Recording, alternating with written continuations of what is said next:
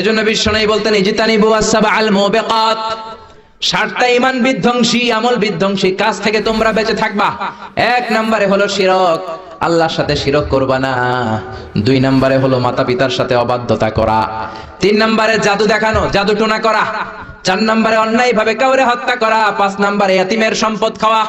6 নম্বরে কোন নারীকে অন্যায় ভাবে জিনার অপবাদ দেওয়া। 7 নম্বরে সুদ খাওয়া। কি খাওয়া? এই 7টা কাজ করলে আপনার ঈমানটাকে ধ্বংস করে দিবে কে? চিল্লায় বলেন কে? এজন্য দুনিয়াতে যারা সুদ খায় তাদের সম্পদে কোনো বরকত নাই, তাদের শুধু রোগ আর রোগ, টেনশন আর টেনশন, আছে না নাই? আবার বিশ্বনবী বললেন যারা সুদ খায় তাদের 3টা শাস্তি। কয়টা? আরো জোরে বলেন কয়টা? 1 নম্বরে কিয়ামতের দিন আল্লাযীনা ইয়াকুলুনা আর-রিবা লা ইয়াকুমুনা ইল্লা কামা ইয়াকুমুল্লাযী ইয়াতাখাব্বাতুহু আশ-শাইতানু মিনাল মাস।